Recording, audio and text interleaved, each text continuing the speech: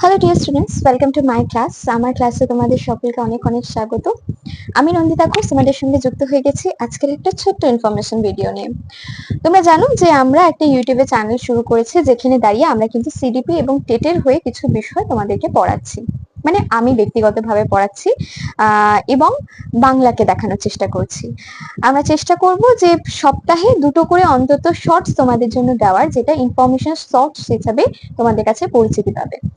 সেরকম একটি শর্টস আমরা কিন্তু আজকে দেওয়ার চেষ্টা করব তোমাকে, অবশ্যই সিডিপির উপরে। প্রথমে কিছু সিডিপি শর্টস যাবে এবং প্রত্যেকদিন কিছু বাংলা শর্টস যাবে। অবশ্যই সেগুলো তোমাদের কিন্তু প্রয়োজনীয়, এইটুকুনি আমি তোমাদের বলতে পারি। আজকে যে ইনফরমেশন শর্টসটা আছে, যেখান দিয়ে তুমি তোমার ধারণা অনেক বেশি ক্লিয়ার করতে পারবে বলে আমার মতামত হয়েছে, যেহেতু আমরা রিলস এখনকার দিনে প্রচুর বেশি দেখি, সেটা হচ্ছে গ্রোথ অ্যান্ড ডেভেলপমেন্টের মধ্যে পার্থক্য।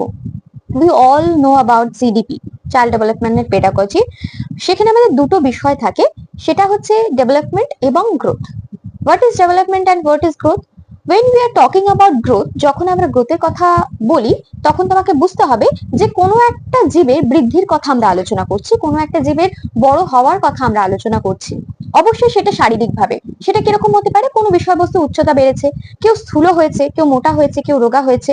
এই প্রত্যেকটা বিষয় কিন্তু এক একটা গ্রোথের মধ্যে পড়ে। আমরা সাধারণত ভাবে উচ্চতা, আয়তন, এই সমস্ত বিষয়বস্তুকে কিন্তু গ্রোথ বলে থাকি। গ্রোথ কথার বাংলা অর্থ হচ্ছে বৃদ্ধি।